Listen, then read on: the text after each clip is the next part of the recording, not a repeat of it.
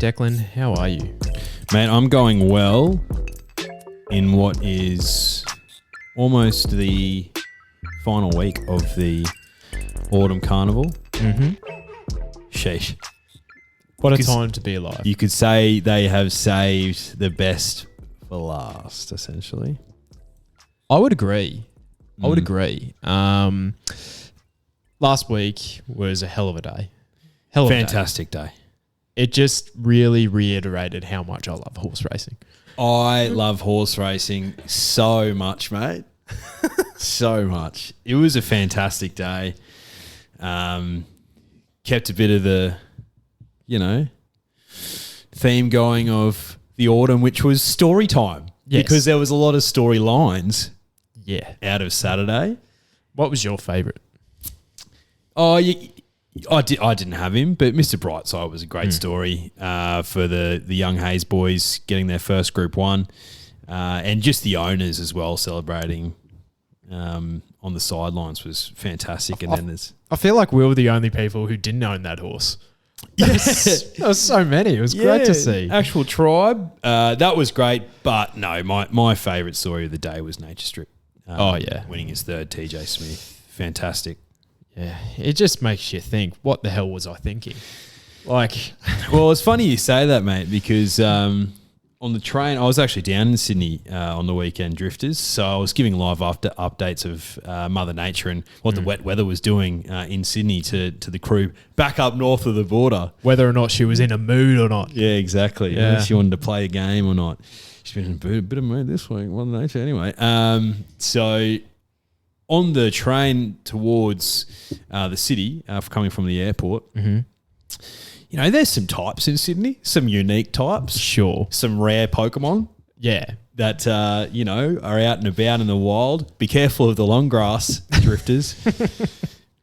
And there was a guy on the train. Your guy. My guy, yeah, my mate, who was sitting near me. And look, clearly he's had some abuse problems in his life, probably of the drug variety, I would expect. He was a little bit cooked. And, I'm not one to judge, obviously. But, he decided that the bottom compartment of the train was just a bit hot. So he starts stripping off layers one by one. And I'm thinking, oh, God, what's going on here? Anything could happen. Yeah. People slowly but surely sort of leave the compartment. I think that's fair. Yeah. So anyway, I asked him on the way out who you got in the TJ. And he said Eduardo.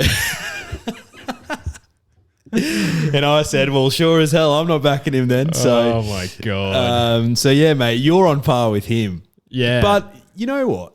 I can't begrudge you for picking Eduardo because he was the elite wet tracker in the race. Yeah. And Nash, I'm pretty sure, came out before the race and said, I'll just sort of ride him nicely and maybe take a seat off Nature Strip. Are you kidding me? I know. Hindsight's a wonderful thing, but what turned me into, I want to say an Eduardo fan, right? But a believer in Eduardo is that 1,300 metre win on Derby Day last year. Proves he can run the 1,200. But then I think this prep, I'm left just scratching my head. I think it's more because he beat the rest. He beat him pretty comfortably. Yeah, the two best sprinters in the race by far. But I think it just goes to show, Nature Strip, third up, grand final day, just back him, you dunce. What are you doing? Yeah. What are you doing? That's honestly? what I was thinking. So, but yeah, Hitotsu was unbelievable and didn't handle the track apparently, which I can believe that because of Benno's no star. He's a good 3-year-old, but he's done okay against the older horses, but I don't think he's going to be any superstar. No, he ran second to Profondo in the spring championships from memory, Benno, but Profondo brained everyone in that race. Look, I thought that he ran really well. Will he pop up again, loom up again in a Group 1 like that? I'm not sure. I don't think so. Look, if that's the case with Hitotsu running like that on a deck that's not preferable, watch out Cox Plate, watch out Melbourne Cup. Yes, That's all I'll say. I agree. And they're thinking Japan Cup with him. Don't blame him. Don't blame him. Mr. Brightside, we touched on. Forbidden Love didn't run out the mile, which I was in team not a miler. You were in team she was a miler. Yep. So we'll call that even. And because my thing's finished third last. And then Fireburn broke the 2-year-old Golden Slipper curse, which is great to see. Awesome to see, mate. She was fantastic. And, yeah, interesting to see that Mr. Portelli after the race said, you know, anything that's in front of her, she'll chase it down. Anyone who wasn't a believer before this race, get on board. She wins the champagne. I just can't believe, and I texted this to you, but there was a lot of experts out there. A lot of experts did tip her, but a lot of experts were going like, no. She's extreme. We'll turn the tables here. I'm like, what form are you watching? Are we watching the same races here? She's beating this other filly fair and square. Good filly. She's extreme. Yeah, I thought she was great. But Fireburn is literally giving her windburn every time she goes around. And the race wasn't run super quickly. No. So she's extreme. Should have been able to control the pace up front and then kick away. Had every chance. Exactly. And I reckon in most races, 9 times out of 10, she would have won based on the race pattern. But Fireburn's just a better filly. And in the Golden Slipper, I'm not of the opinion that she finishes closer with the interference. She got a little bit of interference, sure. Best of Bordeaux was unbelievable on the pace. It's fantastic. Coolangatta on a heavy deck, probably not her proper going. First up after how many weeks? Yeah. Fireburn, best horse in the race. Yes. It'll be super interesting. Probably, I heard Portelli saying as well that he'll probably put her away for the spring and not bring her back until the autumn next year. Let her fill out. Why not? Why wet not? tracks as well. She's a wet tracker. Why ruin her as a 3-year-old in the spring if she's not going to handle it? Yeah, no, I agree, mate. I agree. She's proven herself already. She's won 2 Group 1s. She's super valuable as it is. Bring her back and see if you can run her as a 3-year-old in the autumn next year. Push on until she's a 4 and 5-year-old. She could become an elite sprinter on a wet track. Who knows? Or even on a dry deck. I don't know. I don't know either. I'm not Mr. Portelli. No, but you know he's the best to do it at the moment. Credit to him. Yeah, She will reign. Knows how to do it. she was 3-time Group 1 winner, I believe. At least 2, if not 3. And yeah, this filly, I think she's probably better than her. Yeah. There's another filly who was making waves in the West on the weekend, Amelia's Jewel. Interesting. Really high raps on her. They're thinking about keeping her in WA until, again, next autumn. Fine, play on. Absolutely play on. It's what they like to do over there. Try and sort of replicate Arcadia Queen. Bring her over here for a 3-year-old season. Jeez, a clash between her and Fireburn over the mile. That'll be unbelievable. But yeah, fantastic day of racing, mate. It was. Yeah, I was very happy. Are you a believer in I'm Thunderstruck yet? Because level weights, he beats Mr. Brightside. Yeah, look, he's not one of mine. I'm Thunderstruck. Look, level weights, yeah, he wins that race. But that was also the first time in a while, from memory, I've actually ever seen him race up closer. Yeah, he has the ability to, like in the All-Star Mile, he was still like 3 or 4 pairs back, but he wasn't back marker. Like the last. He's not like the Inferno or, you know, horses like that absolutely need to be stone cold last. Look, I was disappointed watching that race that my best bet of the day, Forbidden Love, didn't finish into the placings. Was going for 4 from 4 as well in the G1s. But I was heartened by the fact that Thunderstruck didn't win, because if I pot a horse in a race and then declare my best bet, and the best bet runs 4th, but the horse I pot runs really well and wins, who's the biggest dickhead on the planet? I don't know. I'd be giving it a run for its money. You would be. You'd be hanging down in front of my face, balls coming from my chin, just swinging in the breeze. Dickhead over here. But, you know, Mr. Brightside did me a solid. He's not one of mine either. No.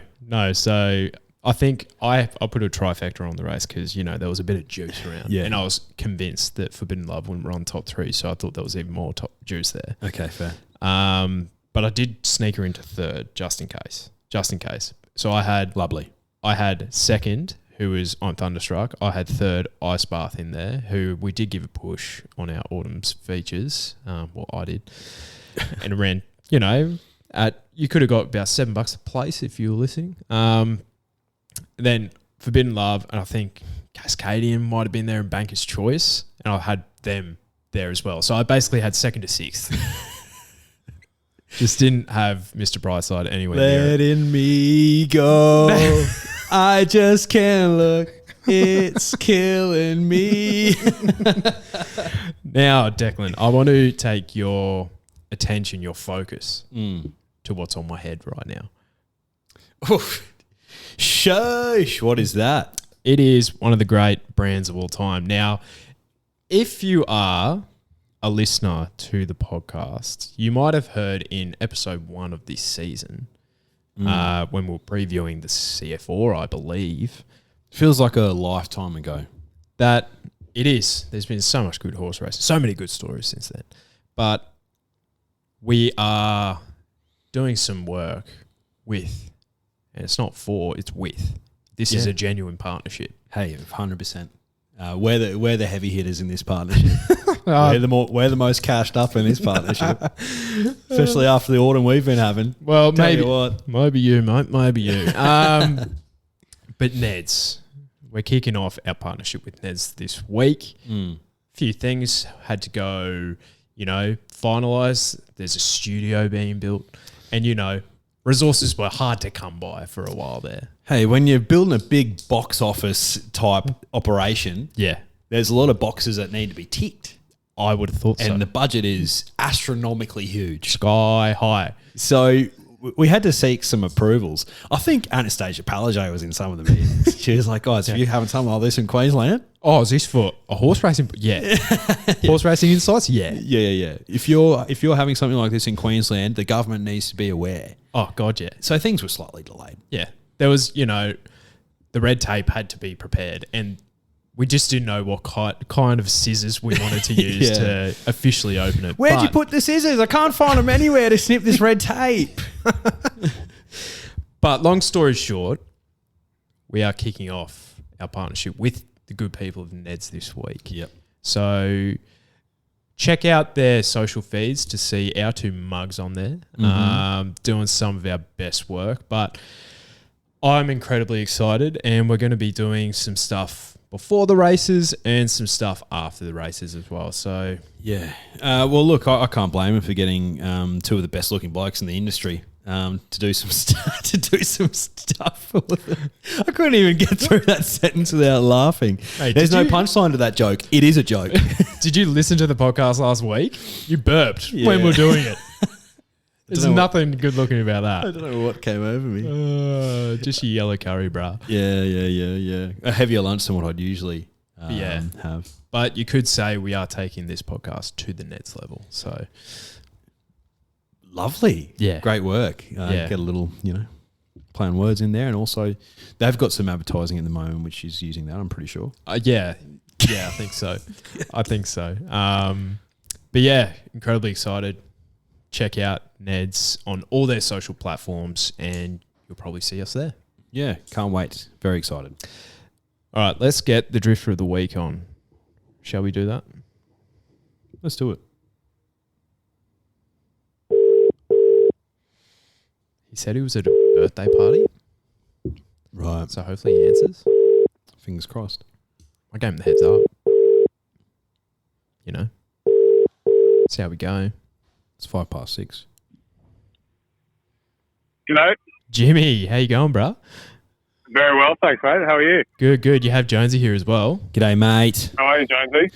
Very well. Nice to chat, mate. Yeah, great to chat. Mate, since I've seen you last, you've been on a hell of a tear. You got married, so congratulations on that. But I did see, it might have even been the day after, you were watching the races with your bride on your phone. That wasn't a mistake, mate. We made sure if we're having a March wedding, I said it's got to be on a Friday. There's no way I'm getting married on a Saturday in March. And sure enough, we were down at the Kingy Kingscliff Surf Club, watching the races there overlooking the water the day after. It was the perfect weekend. That's a cracking Perfect venue, weekend to by be the married. way. Cracking venue. It is. It is. Waterfront views with the horses behind you. Doesn't get much better. Geez, reminds me of a place called the Noosa Surf Club, mate, which we've mentioned on this podcast numerous times. You have. I reckon that's number one in Queensland, to be honest. If we're putting numbers against them, I reckon that's number one for sure. I would have thought so. So did you back a winner the day after you got married? Surely, come on. There had to be some good juju there. I had a couple of wins early on, and then the rest of the masses came in, and we had to give my attention up to some of our guests that had, driven 2 hours out of Brisbane. Oh, fuck them. Yeah. The racing's on. It should be an unwritten rule that on a Saturday you shouldn't have to have a wedding. And secondly, the groom, on the Saturday, just let him punt. Yeah, I know. So unfortunately, I had to give up some of my time. So I was still betting, but it was sort of like the last minute. Throw it on. You get a notification on your watch, on your Apple Watch, saying, Sydney's about to jump in a minute. Throw the first thing that comes to mind. So yeah, unfortunately, the rest of the day was a bit of a write-off in terms of back and winners, but got a few away early on. So yeah, can't be too disappointed, and helped pay for a bit of the wedding, which is nice. Oh, mate, that's jeez. Okay. Yeah. Well, we got a heavy hitter here. We're talking Apple Watches. We're talking a married man on a tear. So, Jimmy, mate, tell us about. Let's start with. Let's not bury the lead here. The Queen Elizabeth. What are your thoughts? This is, in our opinion, this is one of the greatest races of all time. Mate, I'll agree with you there. It's also one of the hardest, I think. In recent weeks, as you said, we're dealing with a heavy track. So there's form lines coming in out of soft tracks, firm tracks, and soft tracks. And heavy tracks, and Randwick and a couple of Melbourne races. So yeah, it's tough. I had a good look, and it's hard in these types of races because you want to almost play favourite to some of the horses that you've been following through the last couple of years and last couple of races. So it's always tough when you go down that road.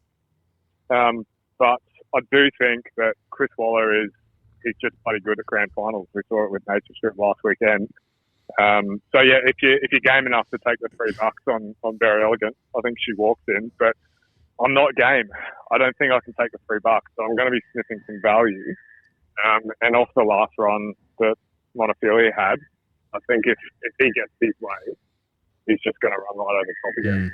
So I hope I'm right, and I'll take the what I think is overs from there, and take the value there. So, and yeah, obviously the other one, Jewess, that if she runs the way she did last weekend, and if she is the next high horse, she wins. She's the next filly that we're all following, I think, for the next couple of years.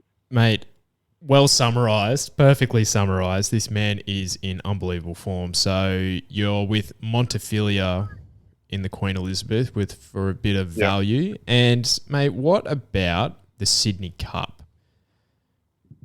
Sydney Cup, she holds a close place in my heart the last 12 months, because I picked in Salino last year. It was the greatest win I've had on the punt, I think, up at Eagle Farm when we were there on the day, on track. So, yeah, look, I'm looking at Chris Waller again. I know it sounds super cliche. It's either going to be, history's shown us it's either Waller or a Kiwi horse that comes over the ditch and runs them ragged. So, yeah, I think this year it's a matter of which Waller horse wins, and the international form that comes with a couple that he's got lined up does make it tricky, but yeah, he knows how to place them. So again, I'm looking away from the favourite. I think it's run a few heavy races, a few tough races, and I don't think it's going to be up to its strength on Saturday. So I'm going with Surefire, and then I might have a cheeky saver on Chalkstream, but definitely Surefire for the win. He comes tumbling down in weights from his last run, and let's be honest, he was running in like Brisbane River mud there at Rose Hill when he was running. So I think Randwick drains a little better, so he should have an easier time. And yeah, the way he closed in the Queen's Cup a couple of weeks ago, the 2 miles is sets up perfectly for him. So I think Kathy's going to switch him off mid-pack, and then he'll come off the fence on the bend and run him down. So yeah, that's who I'm going for. And yeah, if you like the Kiwi form, you got Chosen One up the top that 2-3 years ago ran this race to 0.2 of a length, and he's had the exact same setup as he did a couple of years ago, and I'm stood on a heavy track. So if you're up for some more value, there's the one on the top. But yeah, we'll go with Surefire. Yeah, lovely, mate. Lovely. I think you could probably back all of the Waller runners and still turn a profit. It's that type of race. Yeah. What about your best of the day there, Jimmy? Best of the days. Look, to be honest, and I know I shouldn't deviate from the races that we've spoken of, but I think Surefire is my best of the day. Love that. I fell in love with it, after its run. So I'm not going to tell you to tip a $2 shorty in Ascot or anything. I think, the $9 you're getting for Surefire off its last run is criminal. So, I'll be loading up. I love that. I'm looking at $14 with the good people at Ned's right now. So, mate. Drifted. Nice. I love it. I'll take it. Give it a go. Thanks for joining us, mate. Are you going anywhere this weekend to watch all this good racing? I'm actually going to be in Melbourne for the Grand Prix. So on Saturday, I've got it's hands down the best sporting weekend of my life. I've got Saturday. We're going to dip out to Caulfield, and then we'll be at watch the doggies hopefully get over the Tigers at the MCG, and then back it up at the Formula One on Sunday. Oh, okay, mate. We need to hang out more. What is going on? The highest roller we've ever had on as Drifter of the Week. Yeah, I'm still going off my Salino win, so that's funning it. But it's going to be a cracker, mate. I cannot wait. And Championship Day 2, as good as the first day, and just keen to experience it all. It's going to be epic. Yeah, beauty, mate. We'll have to go to the races in Brisbane one weekend. We absolutely will, mate. We will. I just got got the lay of the land for what we've got for Winter Carnival. So we'll get you boys out there for sure. Beautiful. Alrighty, mate. Well, looking forward to it. If don't look too far down on the peasants when you're at the F1, but it's always a pleasure to get you on. Yeah, thanks, boys. Thanks for having me. Good luck on the weekend, and love the podcast you guys got going. So good stuff. We'll definitely catch up soon. Thanks, Jimmy. Thanks, mate. Yeah, guys. Bye. What a guy, mate! Holy smokes, on a tear. So he's whether you would know this, but he works at Channel 7 and he has supplied us with some tickets to the racing before. Yes. So. But F1, that's taken it up a notch. Crikey. We love Salino on this podcast. We do. I'm glad Jimmy filled his boots on that day. Because I certainly didn't. Mate, he's got some good picks there. Some excellent picks, mate. Excellent picks. But you know what, mate? Let's get stuck in and spend some time looking at some quality horse racing. Race 6 on the program is the Australian Oaks. Now, are you a believer in Gypsy Goddess? I am. I am a believer in Gypsy Goddess. Talk me through it, please. Look, last start over 1,850 metres. Weird distance, firstly, might I add. Newcastle. They couldn't run 2,000. Yeah. So she was starting to reel them in. I think Pikey thought he was back in WA. Super back marker, just coming home. Zooming. She was just too far away from them over that distance. If it's 2,000 metres, I don't think she wins, but I think she finishes closer. 2,400 metres is right up her wheelhouse. What I like about her as well is she's running the good track in Brisbane, over 1,600 metres, spanked them, finds a soft 6 in Newcastle. So she hasn't had the taxing run on a heavy deck. So I think she has pretty fresh legs for this. I think she draws pretty well. She'll be towards the back anyway. Pikey's ridden her before, rides her again, and just has a bit more of an understanding about the horse, and I think he'll learn from that last start. I think he needs to be a bit closer. But I see her just coming home like a freight train over 2,400 metres. It's a tough race. So look, I think, the 440 with Ned's on offer at the moment is a decent price to find out. I can understand why Honey Creeper has been pumped in. I can understand the price for Hinged. But over 2,400 metres, Gypsy Goddess is the one for me. No, it's good cases you made. I'm on one here that is just got the Colette prep written all over it for Godolphin in Honey Creeper. Shades went on last start and she absolutely dominated that field. She actually blew him away. Bowman sticks. He's, love him or hate him, he is just riding in impeccable form at the moment. That ride on Honey Creeper last start was superb. I think this filly she didn't win that trip to Tassie in the Tasmanian Oaks. She ran third, but from listening to James Cummins during the week, it could be the thing that's actually made her. It's just like sharpened her up a bit. She has been up for a long time, but she's rock hard fit, fitter than any of these, I think. She's my clear on top selection. One that I am adding into the exotics for Maya and Eustace, you just have to chuck in everything that they're doing at the moment, is number 3, Biscayne Bay. Different form line, coming through the CUNY in Melbourne, behind Barbreda and Argentia. Was mentioned on our podcasts at about $26 with the mugs, has been absolutely launched into $11 now. Blinkers come on again, could be grand final day. We've seen this all before, 1600 up to that 24 to 2500 with Hitotsu. They could be just as good doing it here with Biscayne Bay. So drawn perfect in barrier 5. She has to go in all your SRMs, your top 4s, top 3s. Yeah. The other one that creates interest for me is Pink Ivory, the Johnny Sargent filly, with J-Mac on board. He knows how to win an Oaks with a 3-year-old filly, Johnny Sargent. So she creates some interest, but no, look, as soon as I watched that last race, the Vinery with Gypsy Goddess, 2,400 metres written all over, I think she'll prove too strong too late if she's within a few lengths of them. Hinged, I'm happy to risk her. I'm happy to risk Hinged.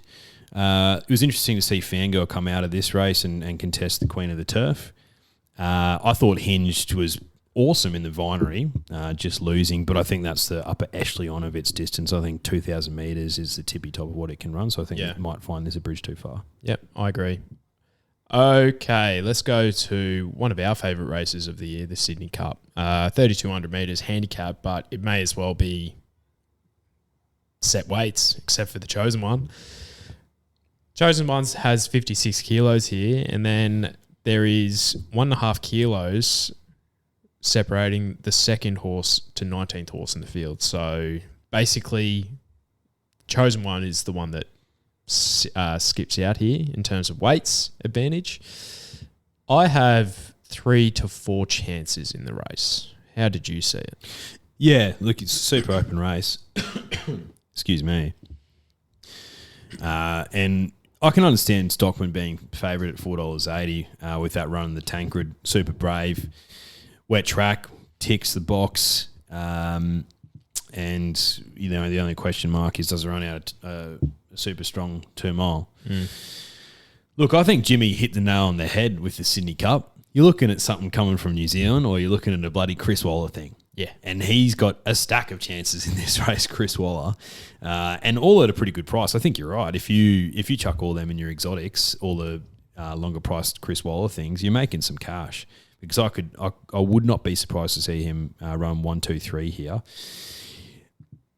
There's an obvious on top pick for me, and that's because of my association with one of its owners, C. Sneesby Racing, and that's number 7, Shiraz. Shiraz is a French horse, a French import, and he's run a stack of races over 3,000 metres and 3,100 metres before, carrying 58 to 60 kilos on heavy decks. He hasn't finished worse than first or second. Je m'appelle Quinella. Whoa. Parlez-vous français? Look, I just think he's been aimed at this from the get-go. He will eat up 3,200 metres, bog track, no issues. He was gearing up nicely this prep towards it, goes to the Tancred, gets checked massively coming around the bend. I think he probably runs top 4 in that race if he doesn't get checked, which would have been the perfect setup for this race. Craig said he was down in Sydney yesterday for the barrier draw. He was the representative drawing the barrier. And he was speaking to Chris Waller beforehand, saying, what do you think's the perfect barrier? Like, are we looking for a 4 to 10? What do you reckon? Chris Waller said 6, 7 or 8 would be perfect. Craig's lucky number is 6. pulls out number 6. Bang. All the signs there. The winner Manly colours, Shiraz on top selection. For that reason, you're getting $12 with Neds to find out at the moment. I think that's about right for Shiraz, if I'm honest. I think so. It's probably lucky that he did get checked last start. You're getting a better price now. Yeah. Because if he runs into fourth there, he'd be $8. Yeah. But you're getting a price along about majority here. Like Stockman's the favourite at $4.80. Yeah. So it is a really good betting race if you can find the winner. I'll talk you through my thoughts on the race, right? Go on. I had 4 main chances outside of Shiraz. So Shiraz is probably rounding up my top 5. Yep. I had Knight's Order. Last time this horse was on the quick backup, he won the Brisbane Cup at 3,200 metres by 5 lengths. Yep. So that, he can handle the backup, loves the distance, can get through the slop, 950 on offer. Only obvious leader in the race as well, draws perfectly for that reason. 100%. Stockman, that Jewess form, loves the heavy going. The distance is the query there. He does look like a bit of a 2,400 metre horse, which is a lot different to this. So he's the one I'm kind of looking to risk. Yep. Can't go past my boy Crystal Pegasus. He's done nothing wrong. Nothing wrong. And you look through these, and this is not shade, this is reality to these jockeys, right? Because they are so light. There's 2 elite jockeys here at these weights. It's Jamie Carr and the other is Craig Williams on your big boy. So I think Jamie Carr, Crystal Pegasus, she rode him to his romping victory at Flemington, I believe. He's just not put a hoof wrong, this horse. No. The wet track might be a little bit of a concern and potentially the distance, but I think he's just an out-and-out stayer. He's got about 11,000 metres under his legs. So he's going to be rock hard fit. Of the rest, Surefire, I agree with Jimmy. I think, this horse has had a fantastic prep so far, and I love those silks as well. Oh, gotcha. And we have to have a nod because this is probably our best day of racing that we've seen of the autumn. This is the Derby day of the autumn for mine. And so it's racing royalty. So, and we'd like to welcome, because I know she listens, Her Majesty the Queen. Welcome, Lizzie. She is the sole owner of Chalkstream, and ran well last start. But could Lizzie get the chalkies here? Yeah, it wouldn't surprise those famous silks, the Royal Silks, Chalkstream running well. Again, the Chris Waller polish on a Sydney Cup runner. It'd be a bit different him to having a word to a queen before a big race than to the likes of C. Sneesby. Queen calls up, Chris, how are we shaping up for this race? Oh, trust me, your thing's looking real good. There's no excuses when the Queen calls. God, no. What I found interesting was, Craig Williams jumping on Shiraz. Of all the horses he could have jumped on. Tells me that Shiraz is in there with a really good chance. Yeah. So I think it's pretty clear who Waller's top 2 picks are. Yeah. It's Shiraz and it's Crystal Pegasus. Yeah. My on-top selection is Crystal Pegasus. Last week I got spooked by some barriers. I'm not even going to look at them anymore. It's no use because these horses are drawn poorly in wet conditions. I think the barriers are just totally... You can put a line through them, basically.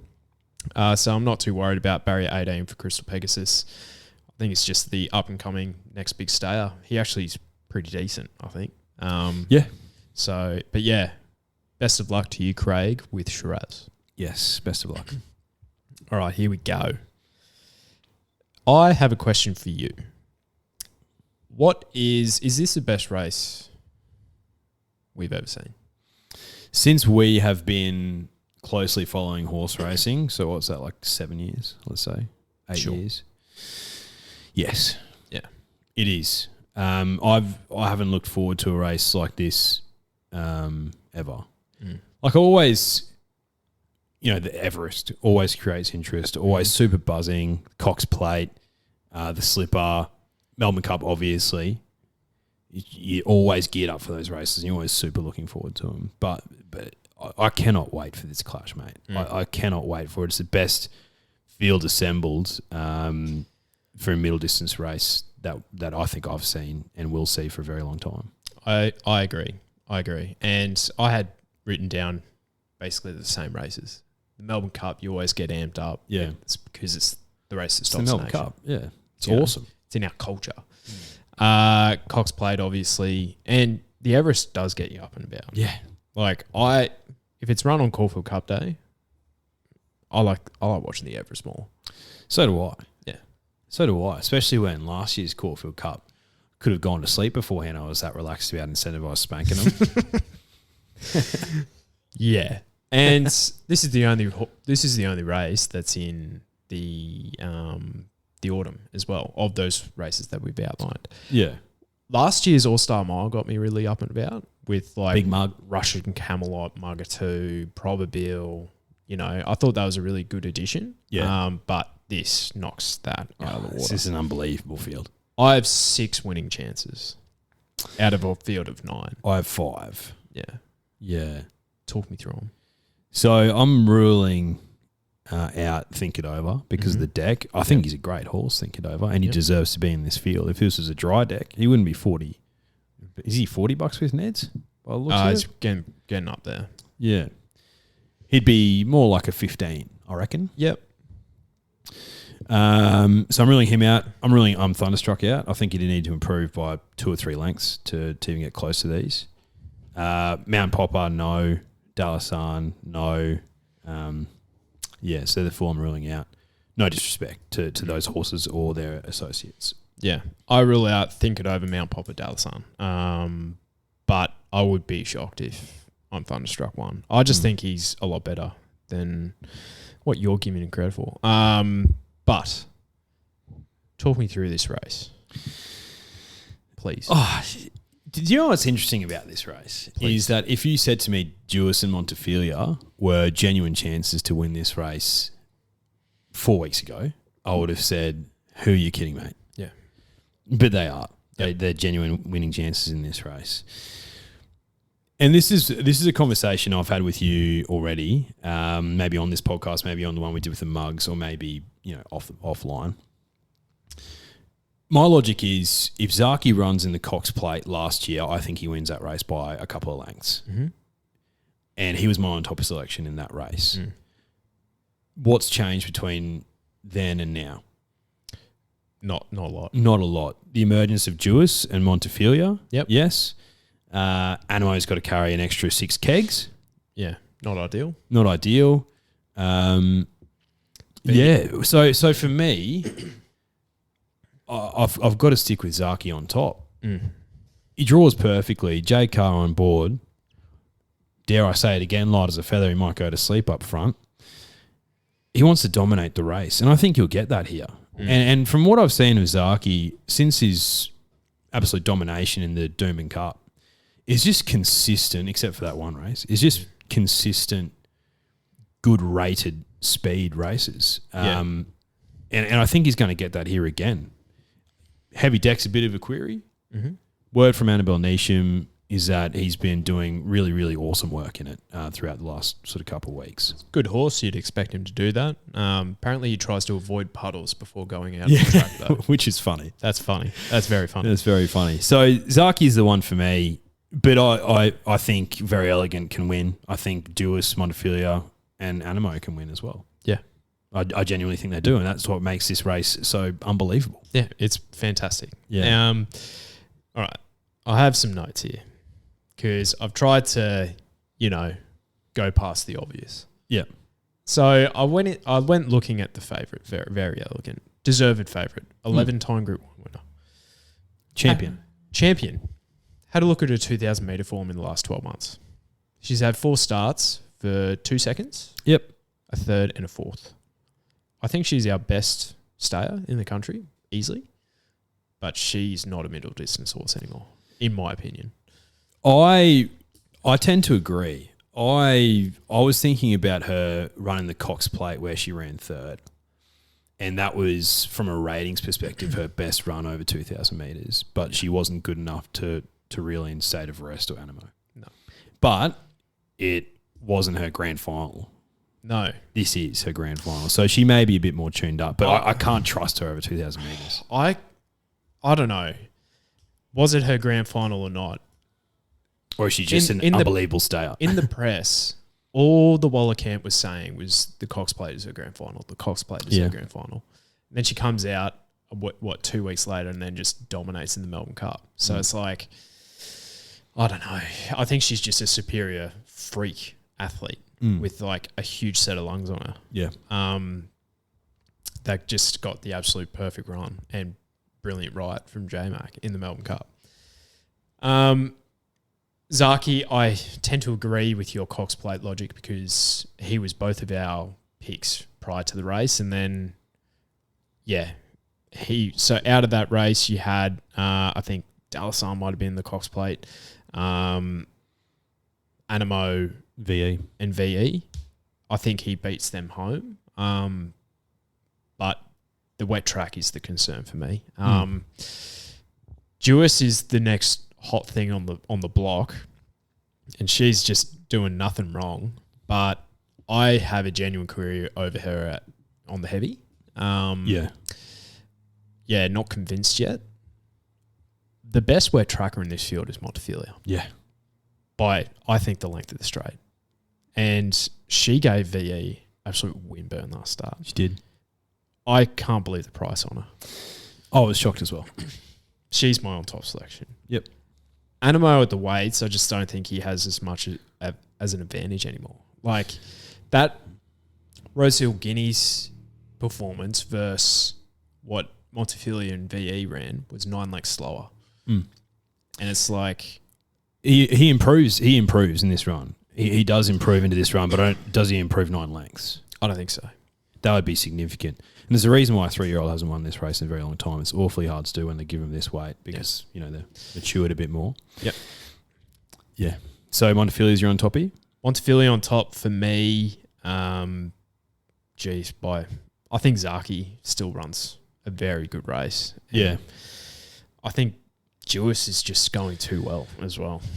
Yeah, so fair. I don't know. I love my guy Mo. Love my guy Mo, and I don't want to pot him because he could win this race. I think Jewess will give this a big, big sight, man. I know the wet track is a query. I sort of get where you're coming from. I think she should have won the Chipping Norton. I went back and watched that race yesterday. Yeah. And I think she should have won that. And that was on a heavy 10. Yeah. Over 1,600 metres. Montefilia should have won it as well. Yeah. And if 2,000's her go... And Jewess has just shown me more brilliance to turn a foot than Montefilia. But the tactics is going to be such a big thing in this race because everyone... I think Zaki, the only thing that's going to put pressure on him up front is Mount Popper. But if he can be up on the rail and Mount Popper outside of him and Jamie Carr can just control the pace of the race, game over, I think. Yeah. I'd have to look through Zaki's replays of his best performances. My gut feel is... Doomben Cup was by far. Yeah, but... just in general, where he's basically won. I think off the top of my head, he likes being just off the fence. I don't think he likes being on the fence. I don't think he likes being inside horses. That I could be completely wrong there, but that's my gut feel. Cracking race. Oh, I can't wait. And just take note as well, drifters, that in this race, the barrier's out as well. Not barriers, the rail's out 4 metres as well. So, and also last week they weren't really racing on the rail. So you'd expect the deck around that sort of area on the rail to actually probably not be super great, maybe, or would it be out further? No, I think that's pretty fair. Yeah. It might suit something coming right down the outside, which, probably sets off for Jewess, if that is indeed where they're going. But I think if that is true, I think they'll probably all shift over and get right off the rail throughout the run anyway. It's just whether or not the horses are comfortable or not doing that because they are animals at the end of the day. Can't wait. Queen of the Turf time. Another great race. I had 2 leading chances here. two absolute head and shoulders better form lines than the rest of the field. But where did you land? This was a tough race for me, mates. So I looked at it and then I thought to myself, you know what? Who's the best horse in the race? And I think Colette is. Yep. So Colette's mine toppy. This has been a grand final all along. Last time she ran the mile in the Chipping Norton, she was a little bit disappointing on that heavy 10, but she just couldn't really sort of get out. She's a bit stuck in there in the Chipping Norton. This has been a grand final all along. I'm keen to be with her. Wait for age against her own sex. You know, I think that she's a superior horse here. Yeah. But, yeah, look, I admit there's other horses that create interest. Well, it's between Colette and Ice Bath for me. Now, Ice Bath and I are not good mates. But Ice Bath has backed up after 1 week 4 times in her career. And she has run second in the Golden Eagle behind Colette. She's run second to Cascadian in the Doncaster last year.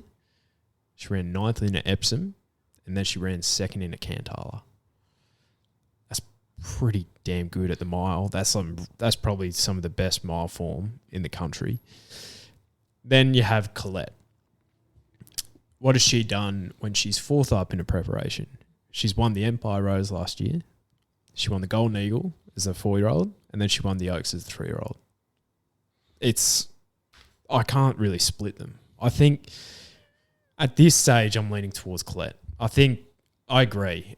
I think when they typically verse each other, Colette beats her home, beats Ice Bath home. Yeah. When Colette steps into Group 1 weight for age,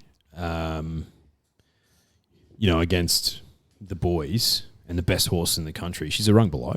Yeah. But when she gets to race against her own sex, I think she's got the class. Yeah.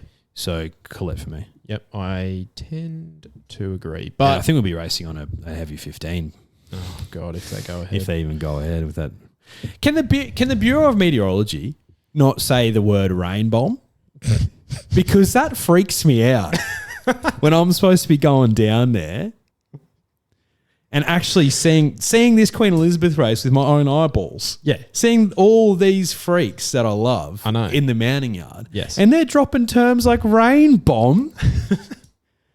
No wonder why I've got heart palpitations. But to be fair, the rain bomb is dropping on Thursday. Yeah, But so it is... it's a significant amount of rain, mate. I think it's hence just the term bomb. I think it's just like the aftermath of it, Yeah, so it'll be worse tomorrow. We're recording on Wednesday, so it'll be worse tomorrow on a Thursday. Friday will be a little bit better. Saturday hopefully is okay. We're racing on a heavy 10, okay? Yes. So, which leads me into best bets for the day. I have a few. Look, outside of the Group 1 races, mate, I'm not sort of playing massively. Look, there's one horse that I don't mind who's got form around a horse that spanked him last week, Straight Aaron, and that's number 9 in race 2, Lock Eagle. At Randwick, so I'll have a play on him at $2.50 at the moment with Neds, but he's not my best of the day. Okay. I'm pretty keen to play in most races, but I want to take your attention to race 3, the Provincial Mid-Championships final. So this is for the country trainers, but I was watching some replays for a lot of this field. Never Talk is a city-grade horse, but Chris Lees has taken her back to the country, and she looks awfully hard to beat here. But if one is, it could be one of Chris Lee's many stablemates. Number 12, Grand Remore. One of the two. But second up here, $13 on offer. Loved what I saw. Just strong through the line. Was chasing home Barossa Rossa. And I think drawn perfect in barrier 6. Abdullah on board. Hopefully he can just wave goodbye again. I loved that. I know. It was fantastic. Thanks, Brenton. And then, okay, we have to talk about the Arrowfield. We have to, yeah. What are your thoughts here? It's Marzu's toughest test to date. It is. But I still think you can do it. Look, I love Marzu from this prep. Backed him every start. Look, he's under threat by Paul Alien in the Congo, I'd say. I thought so. He's under threat. So, look, not a betting race for mine. I don't have the nuts to take those two on. No. Look, you're getting a better price now because he was $2.50 in futures markets. Now he's like, you're going to get around $4. I think the money will come for In the Congo and Pulele, who, Pulele has TJ form, and then in the Congo, TJ form. like behind Nature Strip and Eduardo. ran third. Last time I was using that sort of form, Wild Ruler won at $11 on the Friday night in the Valley. Home Affairs won the won the bloody Coolmore. So really, I should be all over Pulele like a rash. What makes me a little bit more confident in Marzu, right? Because I'm not wavering. No. I'm putting some money on him, but I'm looking at my screen. Got Ned's open. I'm just like, I put $1 on instead of 10. yeah. I won't launch this time with a big tenner. But if he runs in the Galaxy, I think he wins it. Like, that's how I'm thinking about it. You know? But In the Congo was fantastic there. I don't know. He's just a bit, and it's silly to say, but I think he's a little bit of a non-winner in the Congo. But Marzu on top for me. But what is your best bet of the day? Race 4 in Randwick. Number 3, Paris Dior. I saw it trial a bomb. Mautai tried a bomb and came 9th. Yeah, but this filly I like. I thought she was super from what she's shown in her 3 starts. Steps out to 1,200 metres for the first time. I think she'll eat it up. J-Mac on board, drawn perfectly. Snowdens know how to get the 2-year-olds right. It's pretty lightly raced, but I like Paris Dior. $2.50 with Neds. Lovely. I'm also backing a 2-year-old. I'm going to the first race. Can't see why Moko won't run a race here. One in the Biblical Floods came second actually, behind Williamsburg. But the Freeman camp have just been all over her for getting out to the mile. Like, I think she's just an absolute cracking bet at about the $3 on offer. Williamsburg, great run. Not convinced he runs out the mile. Bit poo-poo, you reckon? I think he's vulnerable. So he'll give Moko a bunny to chase. I think, interesting that Bowman didn't have the ride. He did have the ride last start. Oh no, Tommy Berry did, so ignore that. But yeah, Moko, race 1, number 2. So we're playing early and late. We are playing all day. Well, I'm excited. I cannot wait for tomorrow night with our good friends at Ned's. Can't wait for hopefully the race day going ahead on Saturday. Seeing it with my own 2 eyeballs. Yeah. Best of luck to you and Craig. Yep. That should be a hell of a day. The 18s that I got for Shiraz is feeling real nice right about now. So, yeah, look, it should be a fantastic day. So, it's a genuine privilege to watch some of these horses go around, and I'll try and get some footage from the mounting yard for you, drifters. Please. Oh, because I want to see it too. That one's VE. Yeah, the skinny one. Well, drifters, if you are having a punt this weekend, please do it responsibly. But until next week, it's Fireburn Day next week. So yeah, Fireburn Stakes Day. That's what they're calling it. Not Champagne Stakes. It's the Fireburn Stakes. But please gamble responsibly and just enjoy what is very rare in our sport, where it's just a fantastic day racing. I cannot wait. Good luck, drifters. All right, hooray.